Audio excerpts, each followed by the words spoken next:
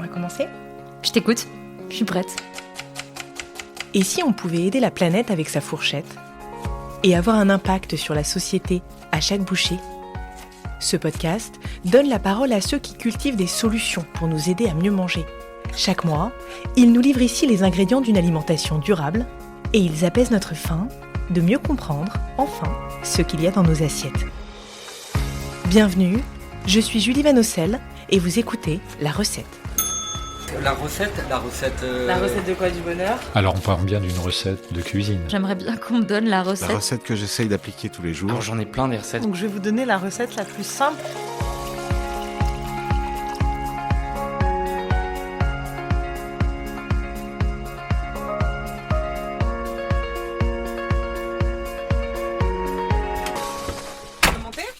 Un tiers. Un tiers, c'est ce que représente en moyenne la part des biodéchets dans nos poubelles. Les biodéchets, vous savez, ce sont les épluchures, les restes de nourriture, le marc de notre café ou nos sachets de thé. Des détritus alimentaires que nous allons tous bientôt devoir trier. Car dès janvier 2024, c'est écrit dans la loi, de nouvelles poubelles feront leur apparition pour nous encourager à composter. Mais certains trop impatients ont déjà pris les devants. C'est le cas de mon invitée, Clara Duchalet. Son entreprise Vépluche propose au restaurant de récupérer ce qui n'a pas pu être mangé pour le transformer en terreau et ainsi faire pousser des légumes à nouveau. Donc 40 kilos de biodéchets, ça nous fera 40 kilos de terreau. Et comme on dit, Que c'est beau. la boucle est bouclée. Alors, nos déchets auraient-ils en fait de la valeur ? Pourquoi les collecter ? Qu'est-ce que ça change ? Et d'ailleurs, que deviennent-ils aujourd'hui une fois que le camion Ben les a avalés ? Je suis Clara Duchalet, je suis la cofondatrice de Vépluche. On est une société de l'économie circulaire et notre mission, c'est de sauver les déchets alimentaires et les déchets verts de la poubelle. Alors là, on a des fruits et légumes en toutes sortes. On a de la coriandre, des grenades, de l'ail épluché et de la patate douce. Beaucoup de patates douces. Parce qu'ils aiment la douceur ici. On lui met ça sur le plan de travail et on va récupérer des petites caisses bleues. Allez, viens là, petit trésor. Tout le monde te sous-estime. Mais pas moi. Allez, on y va. Alors, le trésor, c'est tout ce qui est fond d'assiette, reste de nourriture, épluchures. Ne finissez pas vos assiettes, on les reprend. Il n'y a pas de souci.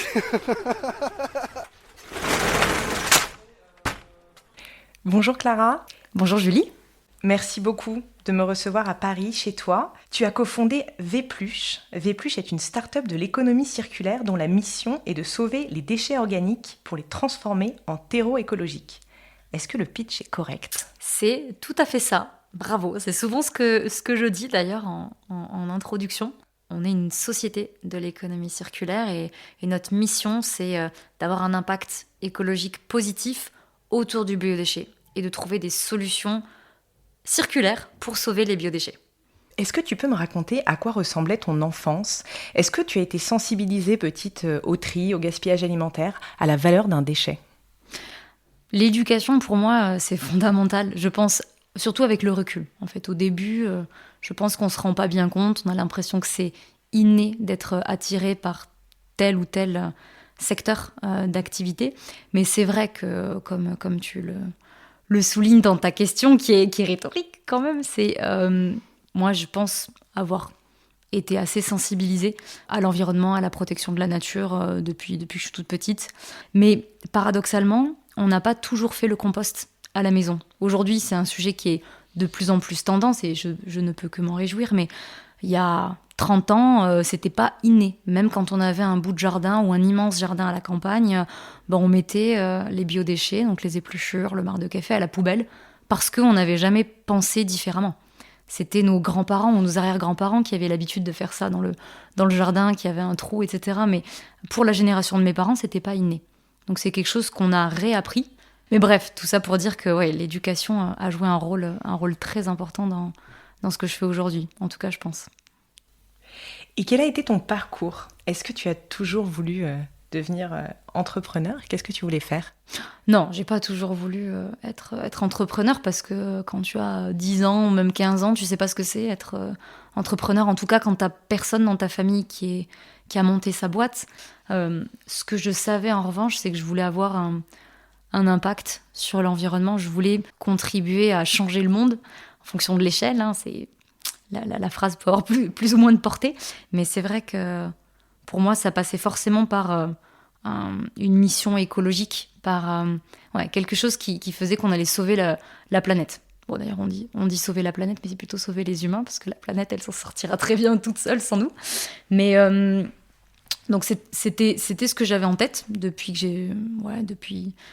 qu'on est en âge de se dire qu'est-ce qu'on veut faire plus tard. À la base, je m'étais dit que je ferais de la politique, finalement, pour changer les choses. Parce que du coup, tu as fait quoi comme étude exactement ? Moi, j'ai fait Sciences Po, justement à Paris, justement dans l'idée de faire de la politique, parce que je me disais, c'est en devenant une femme d'État, une femme politique, qu'on peut vraiment changer les choses avec un impact fort. Et il y a un moment donné où j'ai découvert le concept de l'entrepreneuriat social, le social business, tel que théorisé par Mohamed Younous. Et là, ça a été un tilt. Pour moi, ça a vraiment été un déclencheur. Je me suis dit, ah bon, on peut du coup faire du business dans l'intérêt général. Ah d'accord, bon, ça m'intéresse pas mal. Et à partir de ce moment-là, je me suis dit que le business, justement, le côté commerce, il n'y avait pas forcément que une vision capitalistique des choses et qu'on pouvait vouloir monter des business et des modèles économiques pérennes pour justement avoir un impact plus positif sur la société. Et donc à partir de là, j'ai suivi des cours et je me suis réorientée et j'ai fini par créer Vpluche. Donc du coup, tu as décidé de changer le monde grâce à l'entrepreneuriat social, tu l'as dit. Est-ce que tu peux nous rappeler, pour ceux qui ne connaissent pas très très bien l'idée, le concept de l'entrepreneuriat social, en quoi ça consiste exactement ? Normalement, je mets des guillemets, quand on crée une société, le but c'est de faire du profit et de distribuer des dividendes à des actionnaires ou aux membres de la société. Là, quand on parle d'entrepreneuriat social, le premier objectif, c'est pas de créer du profit, c'est de créer de l'impact. Ça ne veut pas dire qu'il faut pas créer de profit. Ça veut dire que c'est l'impact avant tout. Donc, on prend toutes les décisions à la lumière de l'impact, des conséquences qu'elles pourraient avoir sur l'environnement, sur l'économie et évidemment sur la création même de la société. Il faut qu'il y ait un objet sociétal ou environnemental. Nous, c'est ce qu'on fait chez Vpluche. On veut sauver les biodéchets de la poubelle avec un modèle économique. C'est très clair. Et donc, comment est né Vpluche ? Est-ce qu'il y a eu un élément déclencheur ? Est-ce que tu te rappelles d'un moment précis où l'idée t'est venue ? Comme je te disais tout à l'heure, on fait le compost chez mes parents depuis... à l'époque, on faisait le compost depuis à peu près une quinzaine d'années. Et c'est vrai que quand tu prends des habitudes, il y a la force des habitudes. Donc, quand tu arrives à 18 ans à Paris... grande ville, tout nouveau, tout beau, et qu'en fait, j'ai épluché mes épluchures de carottes pour la première fois. Il n'y avait pas de poubelle adéquate dans mon appartement, dans mon studio. Et là, je me suis dit, tiens, c'est marrant, Paris, c'est une ville incroyable, une ville monde, et personne, du coup, ne doit faire le tri de ses biodéchets. Et puis, visiblement, c'est pas intuitif. Ce serait bien que quelqu'un fasse quelque chose pour ça. Et du coup, à la base, c'est vrai, j'avais un prisme... on va dire consommatrice ou particulière. Je me disais, en tant que particulier, il faudrait qu'on puisse trier les biodéchets parce que c'est dommage qu'il y ait des camions poubelles qui circulent pour rien, puisque les biodéchets, on peut les rendre directement à la terre. Donc concrètement, ce que vous faites, c'est que vous allez collecter les biodéchets chez vos clients. Vos clients, c'est des entreprises, des restaurateurs, et ensuite vous les transformez, c'est ça, en terreau ? Exactement, c'est ça. On crée des boucles d'économie circulaire autour du biodéchet. Et donc, effectivement, l'activité concrète, c'est beaucoup de logistique. Avoir une flotte de véhicules. Nous, on est en vélo cargo et en camionnette électrique. Et tous les jours, on va chez plusieurs dizaines de clients, des entreprises, des épiceries ou bien des restaurants. Et tous ces déchets-là, cette matière organique, on la centralise sur notre plateforme de valorisation. Et cette plateforme, elle est située à proximité de Paris, à Châtillon. Donc voilà, là-bas, on transforme plusieurs centaines de kilos de biodéchets tous les jours. On les broie, on les presse avec des machines. Et ensuite, on les fait passer dans des composteurs électromécaniques, ce qui permet d'hygiéniser la matière et d'avoir en quelques semaines un compost, qui est le fertilisant naturel. Il est brut et il est normé. Donc ça veut dire qu'il est utilisable commercialement. Tu viens de nous donner la recette du compost, en fait. Oui, effectivement. Après, la vraie recette, c'est la bonne dose de biodéchets par rapport à la bonne dose de carbone, donc des granulés de bois, du broyat de cagette. On a mis longtemps avant de trouver un processus parfaitement optimisé et qui nous permette d'avoir un compost de très bonne qualité. Que vous revendez, du coup, ensuite, c'est ça? Oui.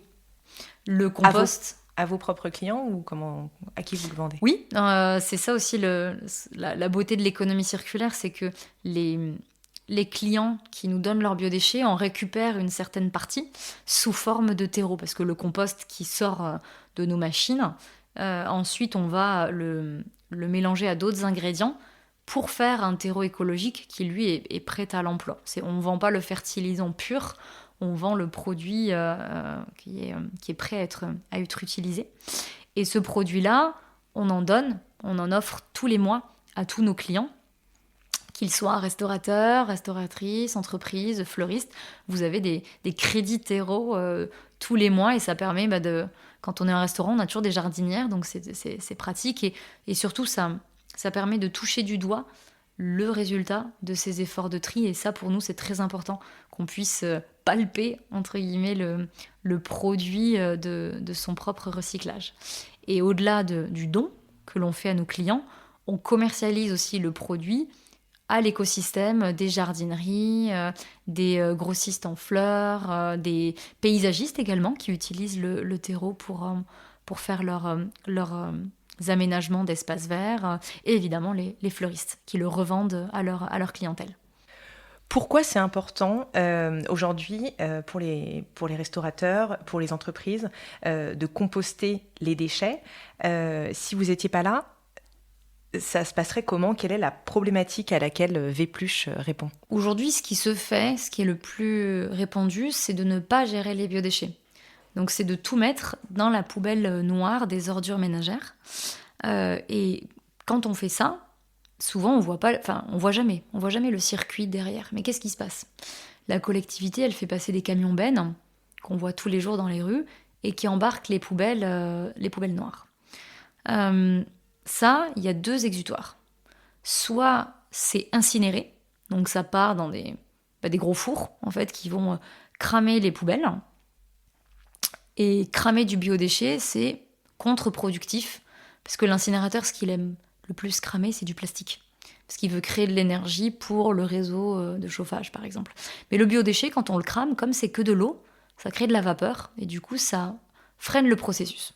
Donc ça n'intéresse pas les incinérateurs de cramer du biodéchet, mais pourtant, ils le font tous les jours. La deuxième voie, c'est l'enfouissement. On a tellement de poubelles, on fait tellement peu de réduction en amont qu'on ne sait plus quoi faire de nos poubelles. Et tout le monde n'a pas un incinérateur, sachant que l'incinérateur, c'est même pas la solution idéale. Mais du coup, on enfouit les poubelles dans des grandes cuves, dans des espaces loin des villes en général. Et là, les poubelles, on n'en fait rien. Les jus se dégagent des poubelles et ces jus-là vont par exemple polluer les nappes phréatiques qui sont en dessous. Les biodéchets qui fermentent dans les poubelles parce qu'il n'y a pas d'aération ou quoi, c'est vraiment on pose la poubelle, ça crée du méthane.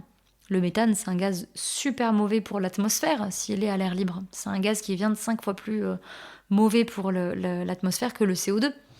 Donc ça aussi, c'est contre-productif. Les décharges à ciel ouvert, c'est bon pour personne. Donc pour répondre à ta question, nous, ce qu'on permet, c'est de proposer des solutions de compostage, donc de valorisation des biodéchets, qui coûtent moins cher au commerce que les voies traditionnelles, parce qu'on y associe toujours de la vente de produits, soit des fruits et légumes, soit du terreau. Et ça nous permet du coup de créer une synergie entre les coûts d'un côté et les revenus de l'autre, et faire payer moins cher, voire proposer la collecte gratuite à nos clients. Parce que normalement, les entreprises, les restaurateurs payent pour jeter leurs biodéchets, en fait, pour recycler leurs biodéchets. En fait, il y a une obligation légale, ils n'ont pas le droit de les jeter. Comment ça se passe? Alors, il existe une loi, qui est la loi Grenelle, qui existe depuis 2010, qui dispose que les gros producteurs de biodéchets doivent valoriser leurs biodéchets à la source. La question, c'est de savoir ce qu'est un gros producteur. Donc il y a des seuils qui ont été déterminés. Quand on produit X tonnes par an, au-delà de X tonnes par an, on est considéré comme un gros producteur. Donc il y a 10 ans, il fallait produire 120 tonnes par an pour être un gros producteur. Et donc pour devoir valoriser. Aujourd'hui, le seuil, il est à 10 tonnes par an. 10 tonnes par an, ça revient à un restaurant qui fait 150 couverts par jour, qui a 2 services. Si tu as un service le midi, un service le soir, ou 2 services le midi, 2 services le soir, et que tu as 50 places assises, tu es concerné par cette réglementation. Le problème, c'est que dans la pratique, justement, il n'y a personne pour faire appliquer cette loi. En théorie, il pourrait avoir des amendes et même des années de prison. Dans la pratique, ça ne s'est jamais vu depuis 2010. Donc c'est pour ça qu'on essaye de trouver des modèles qui soient incitatifs pour faire payer moins cher la collecte des biodéchets. Mais oui, normalement, toute entreprise ou restaurant qui veut valoriser ses biodéchets doit payer pour une prestation. Pourquoi ? Parce que tu fais déplacer des salariés, donc des gens qui sont payés, tu fais déplacer des véhicules. Ça, c'est une chose que voit le client, mais ce qu'il ne voit pas en général, c'est l'aval, c'est toute l'usine de compostage, c'est l'usine de méthanisation qui coûte des millions d'euros pour transformer les déchets. Et souvent, le produit de la revente, que ce soit du gaz, de l'électricité ou du compost, ne couvre pas les coûts de transformation et les coûts de collecte. C'est pour ça qu'on doit faire payer la collecte des biodéchets aux clients, sinon il n'y a pas de modèle économique. Alors nous, la particularité, c'est qu'on vend des produits aux clients pour faire moins payer la collecte. Mais sinon, on doit payer. Tu as parlé des obligations légales. Aujourd'hui, on le sait, 1/3 de ce que nous produisons part à la poubelle. Le gaspillage alimentaire, les biodéchets, ce sont des enjeux essentiel. Aujourd'hui, qu'est-ce qui nous manque ? Tu as parlé des contrôles, il faudrait peut-être plus de contrôles. Est-ce qu'il faut plus d'obligations légales ? Est-ce qu'il faut moins de gaspillage alimentaire ? Qu'est-ce qui nous manque aujourd'hui pour réussir à résoudre en fait cette problématique ? C'est tout à fait vrai. L'enjeu du gaspillage alimentaire au sens large fait partie du top 3 des choses à faire pour lutter efficacement contre le réchauffement climatique. Ça sert à rien d'aller se polariser sur un sujet qui ne génère que très peu de CO2 à l'impact planétaire.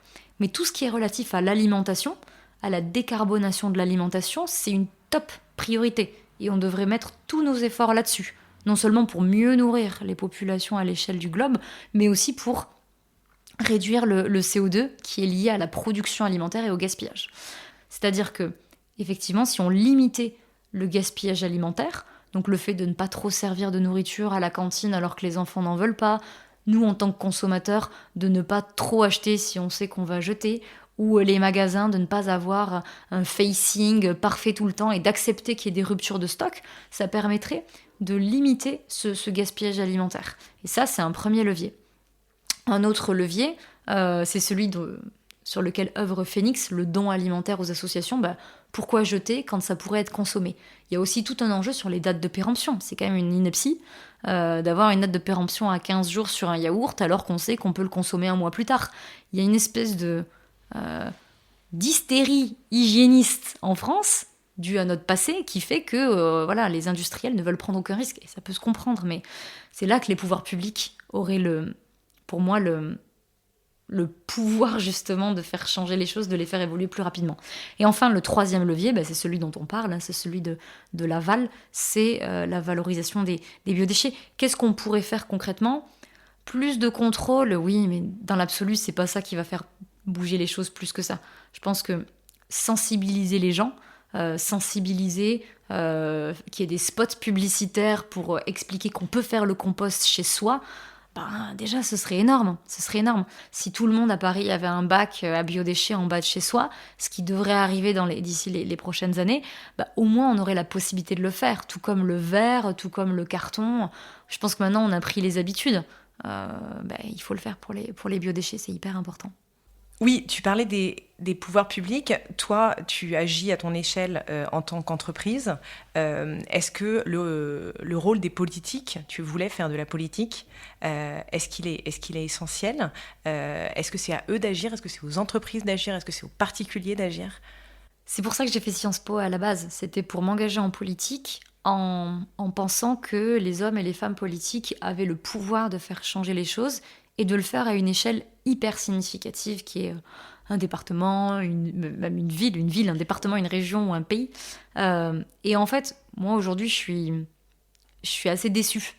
Je trouve que les gens qui ont du pouvoir ne l'utilisent pas à bon escient pour faire évoluer de manière plus radicale les choses en matière d'écologie. On attend beaucoup des politiques en France, on a un prisme, une culture politique qui est énorme.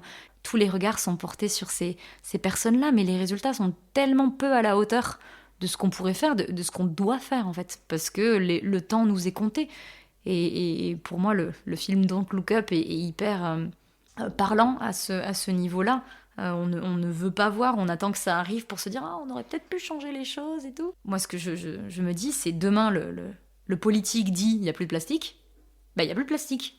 Du coup, c'est un pouvoir qui est énorme et en fait, on s'y habitue aussi. Voilà, quand il y a une évolution de la loi qui est faite, voilà, il y a 50 ans, on recyclait pas le verre, on recyclait pas le carton. Bon, le politique a dit on va mettre ça en place, maintenant c'est fait et on le fait. Peut-être que ça peut être amélioré, mais je pense que le politique a toujours un grand pouvoir. Et c'est vrai que c'est frustrant parce qu'à l'échelle de notre entreprise, on sait qu'on a un impact. On a des centaines de clients, on voit notre impact. Mais on se dit que ça pourrait être tellement plus gros à l'échelle d'un pays. Est-ce que tu penses que la solution que tu développes avec Vplush peut se propager à grande échelle ? Est-ce que ça peut être justement une manière de changer les choses globalement ? Ce qui est sûr, c'est qu'on a besoin des initiatives de tout le monde pour faire changer les choses. La France, par exemple, est un petit pays à l'échelle de la planète, mais elle est suivie par beaucoup de monde. Donc il faut que chacun prenne sa part. En fait, c'est toute la philosophie du colibri. C'est pas parce qu'on peut pas tout faire et tout résoudre qu'il faut rien faire. Et donc à cette échelle-là, Vplush a clairement son rôle à jouer en matière d'impact et de diffusion. On a souvent dit à nos futurs investisseurs que notre solution, elle était universelle. Parce qu'en fait, il y a des fruits et légumes et il y a des biodéchets partout. On doit tous manger à un moment donné.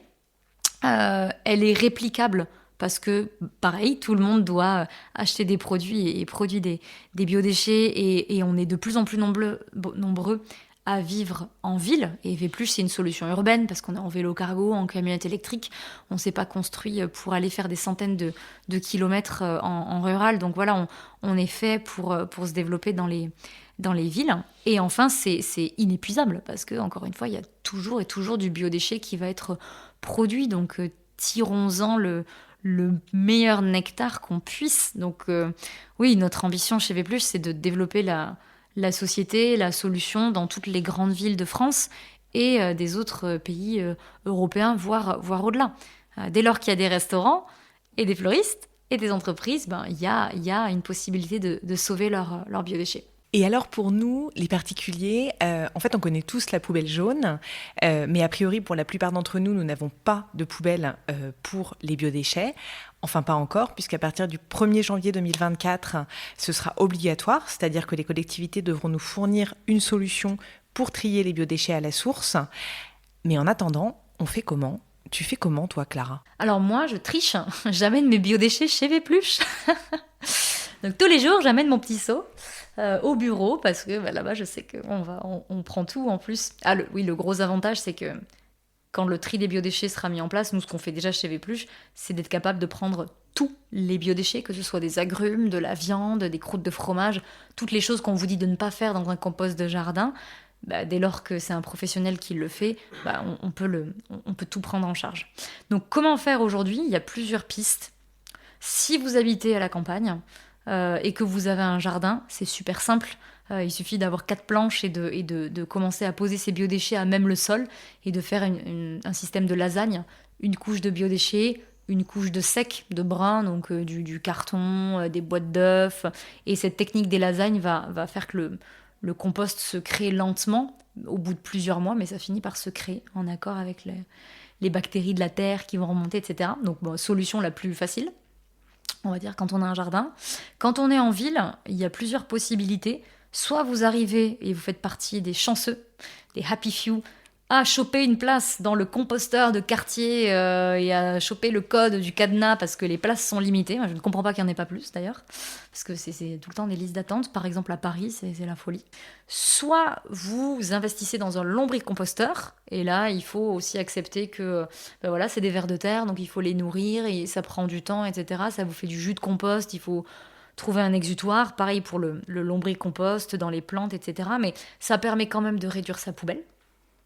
Soit, moi je prône un truc assez sauvage, que j'aime bien faire quand je suis en vacances et qu'il n'y a pas de poubelle à biodéchets, c'est vous mettez vos biodéchets au pied des arbres en fait. Tu vois, si t'as pas de plaque autour des arbres, quel est le problème d'enterrer ta peau de banane ou de la déposer au pied d'un buisson parce que tôt ou tard, elle va finir par se dégrader. Bon, le problème, c'est que quand on a des quantités assez importantes, c'est compliqué de tous les jours les amener au pied de l'arbre, mais en vrai...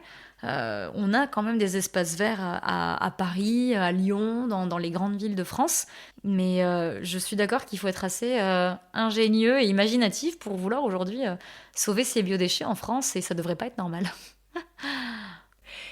Et tu as dit un truc très intéressant, on ne peut pas mettre n'importe quel biodéchet dans le compost. Il y a des biodéchets interdits? Alors, non, c'est pas interdit.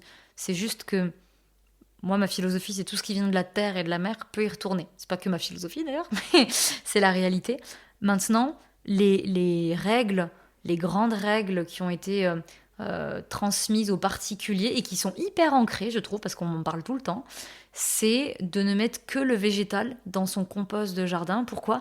Parce que c'est un compost qui est ouvert. Et si vous y mettez des restes de viande ou des restes de poisson, ça peut risquer d'attirer des nuisibles comme des rats ou des ragondins quand vous êtes dans un jardin, ou même en ville, voilà, ça peut attirer des rats. Et si les rats ont la leptospirose ou une maladie et que ils urinent dans le compost, c'est pas top pour la qualité du compost qui va ensuite être utilisé pour les plantes alentour. Voilà, mais tout ça, c'est une chaîne de si qui est en réalité peu probable, mais voilà, c'est pour ça qu'on dit qu'il faut mettre que le végétal, c'est pour éviter que les nuisibles viennent. Après, si vous avez un jardin chez vous, franchement, chez mes parents, on y met tout, parce qu'on a des chats, et du coup, il n'y a pas de rats, tu vois. Ou alors la viande, on la met sur des assiettes un peu en hauteur, et les pies, les geais viennent manger les restes de viande. Donc on peut toujours trouver des solutions. Et encore une fois, si on n'en a pas, on enterre au pied de l'arbre, et la nature fait le reste. De quoi es-tu le plus fière aujourd'hui, Clara ? C'est hyper dur comme question. Je pense que je serai fière dans 10 ans, quand j'aurai vraiment le recul pour me rendre compte de ce qu'on a fait et de ce que j'ai fait. Aujourd'hui, c'est un peu difficile parce que j'ai la tête dans le guidon, mais aujourd'hui, ce qui me rend le plus fière et ce qui me donne envie de me lever le matin, c'est, contrairement à ce qu'on peut penser, c'est pas forcément l'impact et les kilos de biodéchets qui s'accumulent, c'est l'équipe. L'équipe qu'on a construite autour de ce projet de lutte contre le gaspillage des biodéchets. C'est les gens qu'on a recrutés, qu'on a formés, qui sont très engagés, autant que les fondateurs, dans le projet et qui vraiment mettent toute leur énergie, corps et âme pour développer Vépluche. Et ça, c'est vrai que c'est une joie inexprimable d'avoir ces personnes autour de nous. Est-ce que tu crois, Clara, qu'on peut changer le monde en mangeant ? Mais c'est sûr qu'on peut changer le monde en mangeant. Moi, je mange pas de viande.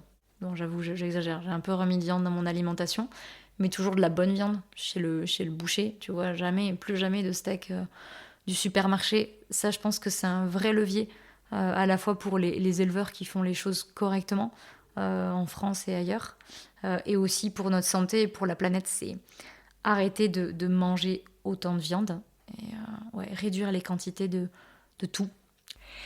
Ce podcast s'appelle La Recette. Clara, ça évoque quoi pour toi la recette ?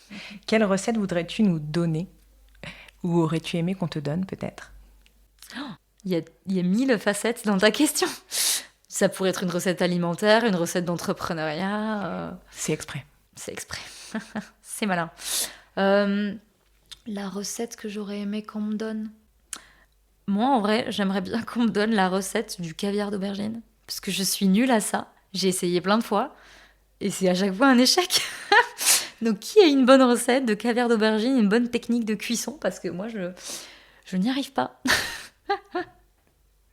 Voilà, c'est ma demande aujourd'hui. Ok. Merci beaucoup Clara. Merci à toi Julie. Je te souhaite plein de beaux projets avec Vépluche. Et je te souhaite plein de belles recettes avec ton podcast. Merci pour votre écoute. La Recette est un podcast indépendant, alors si vous voulez le soutenir, n'hésitez pas à laisser un commentaire ou à vous abonner sur votre plateforme d'écoute préférée pour être notifié des prochains épisodes. Et surtout, si vous avez aimé celui-ci, parlez-en autour de vous, cela permettra de faire connaître le podcast. Merci.